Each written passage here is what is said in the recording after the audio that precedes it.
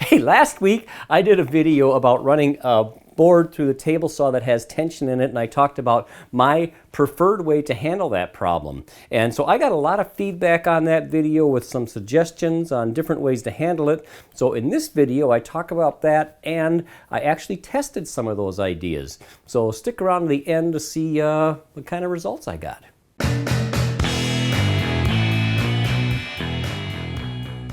So like I said, last week I put out a video on what to do when you have tension in a board as you're running it through the table saw.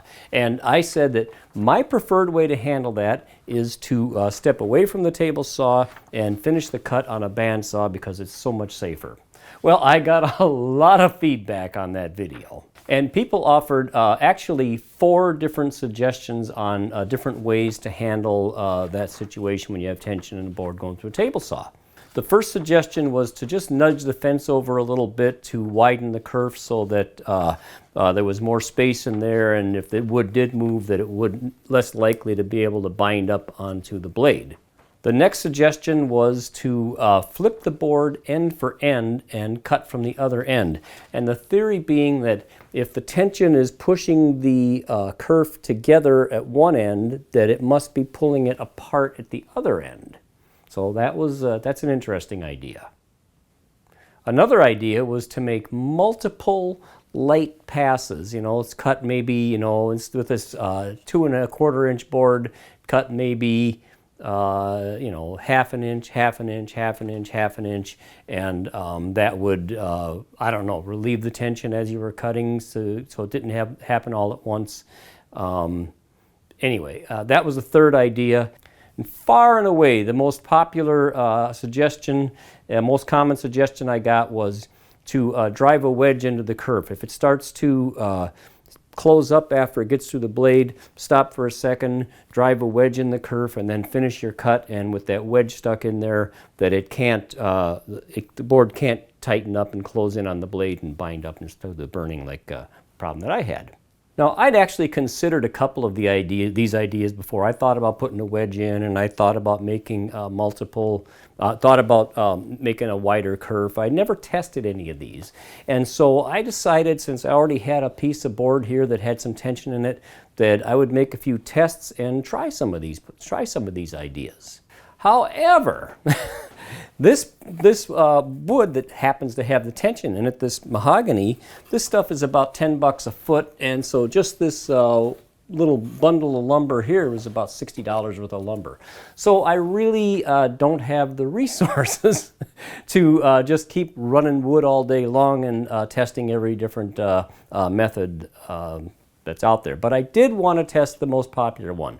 I wanted to test driving a wedge into the kerf and see what happens. So I took one of the pieces that were left from the cut I made last week, and I tried to rip that in half. And as it was going through the saw, the kerf actually started to open up, and I thought, here's a good chance for me to test that other idea of flipping the board end for end. So I stopped.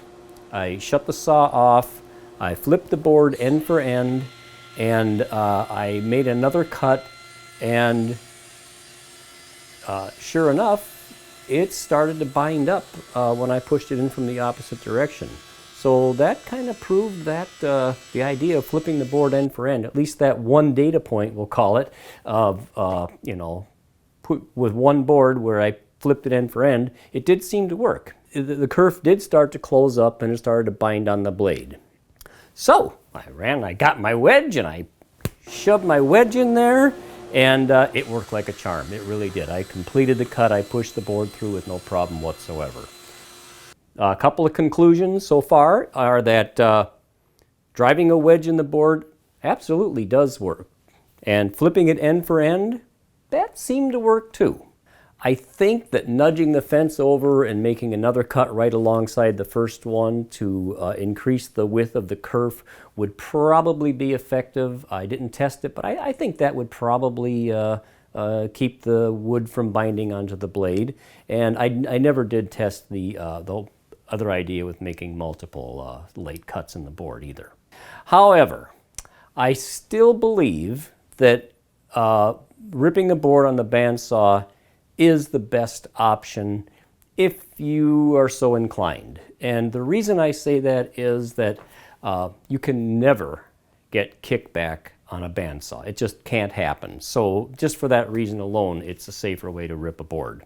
And by the way, as far as kickback goes, I didn't mention, I wanted to mention in case anyone was wondering, I always try to stand to the side of the board whenever I'm ripping, so that in case there is a kickback that I'm not standing directly behind the board when it happens.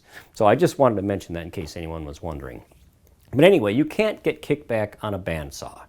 Another reason I think that using a bandsaw is a better option is because even if the kerf does close up, it's much, much less likely to actually bind on the blade, because on a bandsaw you've got, you know, maybe a 1/2 inch, 3/4 at the most usually of width of the blade. So there's only 3/4 of an inch of metal inside the wood as it's going through. So even if it starts to close up, most likely your saw can power down and keep cutting and without too much trouble. Whereas with the table saw, when I was making these cuts on the table saw, my blade, I had 8 inches of my saw blade were in the board as I was cutting, plus the riving knife behind it. So there was a lot of surface area for that wood to pinch up on the blade.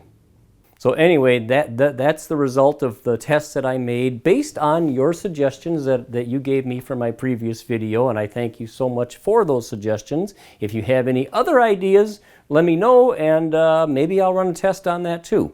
In the meantime, I want to thank you so much for watching this video and for supporting Jackbench. Like, share, subscribe, thumbs up, all that, and thanks for watching.